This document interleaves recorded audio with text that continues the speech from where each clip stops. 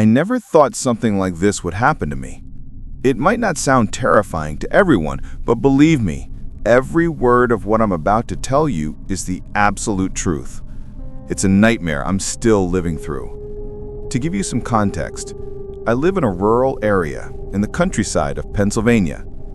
Our house is an old, large farmhouse.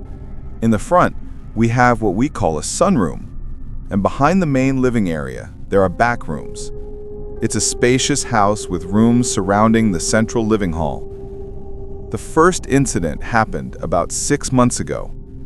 Back then, I used to sleep in the front sunroom. There were 2 beds there, one on the right, one on the left. My parents slept in the master bedroom inside, so I was usually alone out there on the right side bed. It was a night like any other. I was sleeping on my left side, facing the wall. Suddenly, in the dead of night, I felt my body swaying. It felt exactly as if someone had put me in a cradle and was gently rocking me. I was deep in sleep, but the motion was so distinct that it woke me up. My eyes snapped open, but I didn't move. I was still facing left, fully awake now, and I could still feel my body being rocked. It felt like someone was standing right behind me, gripping me and swaying me back and forth. Terrified, I quickly turned around to look behind me. There was no one. But the moment I turned, I felt something. A face, inches from my neck. I could feel warm, heavy breathing against my skin. I sat up instantly, frozen in fear.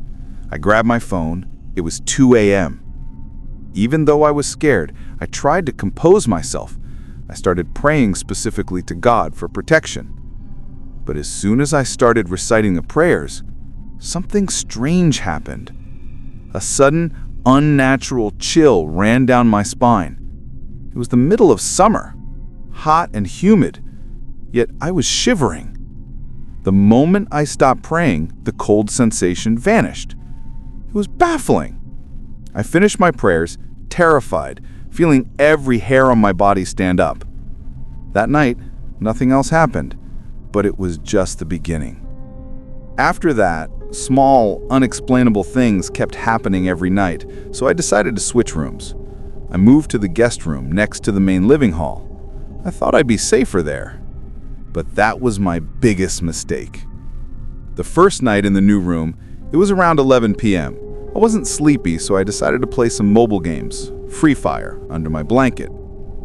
It was slightly chilly that night, so I was cozy. As I was playing, I shifted my leg and rested it on the wooden frame of the bed. Immediately, I felt something. It felt like my leg was resting on top of another person's leg. You know that distinct feeling of human skin and muscle? That warmth? That's exactly what it felt like. I stared at my phone screen, trying to rationalize it, but the sensation was too real. I focused on the feeling for about 5 seconds, and panic started to set in. It felt like my energy was being drained, like I was about to faint. Gathering every ounce of courage I had, I sat up and shone my phone's flashlight at the foot of the bed. My foot was resting on the wooden bed frame. I touched the wood with my hand. It was ice cold. If the wood was cold, what was that warm, fleshy thing I had been resting my foot on for the last few minutes? I still don't have an answer. Later that same night, around 2 a.m., I was drifting off to sleep. Suddenly, my legs were violently lifted about 2 or 3 feet into the air and then slammed down onto the mattress.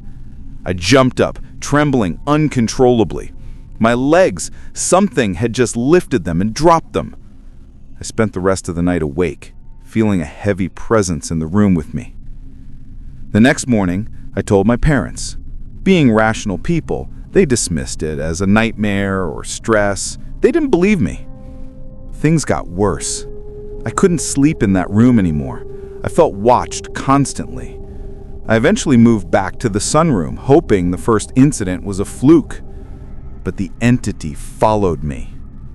One night, around midnight, I was on my phone in the sunroom. The porch light outside was on, illuminating the yard. Suddenly, the power went out. Pitch blackness engulfed the house. In that silence, a deafening sound erupted. It sounded like a million cicadas or strange insects buzzing right inside my ears. It was so loud, so disorienting. It felt like I was being transported to another dimension. I felt like I was fading away. I dropped my phone and plugged my ears with my fingers, trying to block out the noise. About 90 seconds later, the power came back on.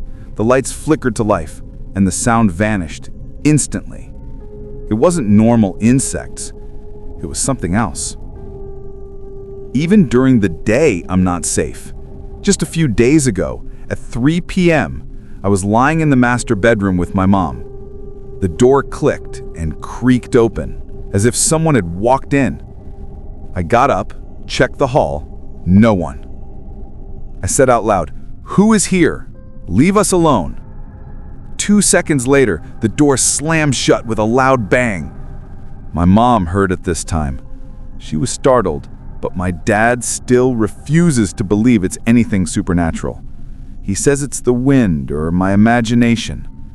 But I know what I feel. I know what touches me in the dark. I don't know what this thing wants, or when this nightmare will end.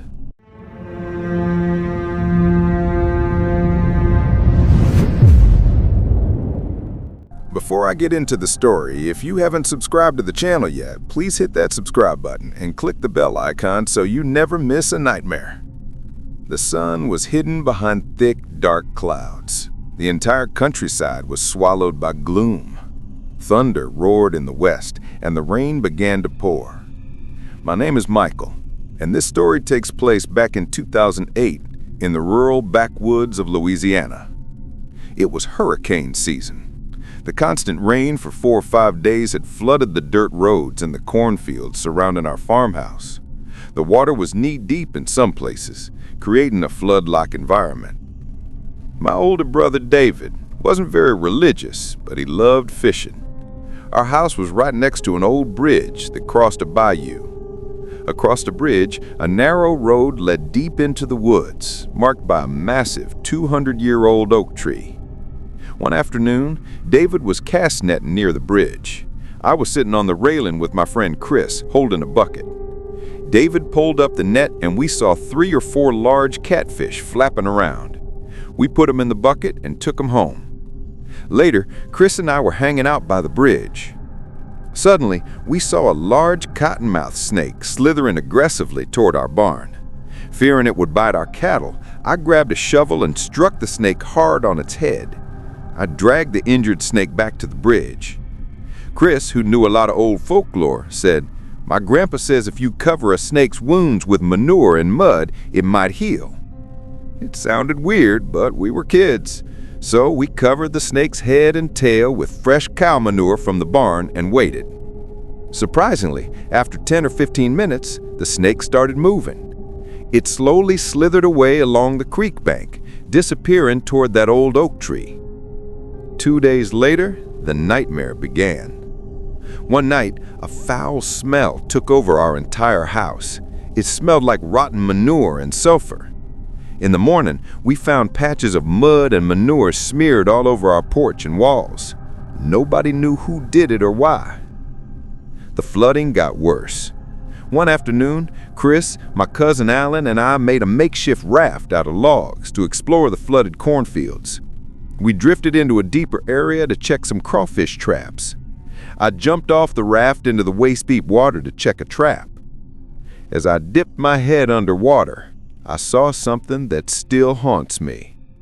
Through the murky water, I saw a face. It looked human, but it was covered in filth and slime. Only 2 large, unblinking eyes were visible. It grabbed my throat and pulled me down. I struggled for my life, thrashing in the water. Alan saw me drowning and pulled me up onto the raft. My eyes were bloodshot and I was gasping for air. I told him what I saw, but we were too terrified to stay. We went straight home. A few days later, I was walking back from the town center around 11 p.m. The storm had knocked out the streetlights. As I passed the old community schoolhouse, that same rotten smell hit me. I heard glass breaking inside the school, as if someone was smashing windows. Terrified, I started praying. Next to the school stood a large pine tree. Under the moonlight, I saw a figure clinging to the tree trunk like a squirrel, but it was the size of a man. Its legs were pointing up, and its hands were gripping the bark below. Its head was unnaturally large like a giant pot, with no distinct face. It turned its head 180 degrees and looked at me. Then it jumped down and vanished into the tall cornfield. I ran as fast as I could through the muddy water, the splashing sound echoing behind me. I felt like something was chasing me, mimicking my footsteps. When I stopped, the sound stopped. I eventually made it home, shivering, but I didn't tell my parents. The horror didn't end there. The next evening, after helping my dad on the farm, I went to the pond behind our house to wash up. It was twilight, not fully dark yet. As I waded into the water, I saw a figure standing on the opposite bank. It was humanoid, but at least 7 feet tall, wearing something that looked like a hood or a cap. It was facing away from me. The smell of rotten manure was overwhelming. I called out, "Who is there?" The figure turned around. Its face was caked in mud and dung. Its eyes were glowing red. I tried to scream, but no sound came out. It felt like invisible hands were choking me. The entity lunged at me. We struggled in the water, and I blacked out. I woke up in my living room. My dad, brother, and a neighbor, Mr. Henderson, were there. Mr. Henderson had found me unconscious by the pond, my body covered in foul-smelling manure with scratch marks on my neck. I finally broke down and told him everything. My brother decided to call a local spiritual medium, a man known for dealing with the supernatural in the bayou. The medium arrived at 10 p.m. He blessed the house and gave me a protective charm. He told me not to leave the house after sunset for a while and said he'd return the next day with answers. When he returned, what he revealed shocked us. He said, "That old oak tree by the bridge is home to an ancient spirit, a guardian of the swamp. It has lived there for decades with its kin. They are very protective of the wildlife. The snake I'd hit wasn't just a snake. It was a manifestation of that spirit's kin. By hitting it and then covering it in manure, I had inadvertently insulted and angered them. The healing attempt was seen as a mockery. The entity I saw, the one with the large head and the tall figure, was the brother of that snake, seeking revenge.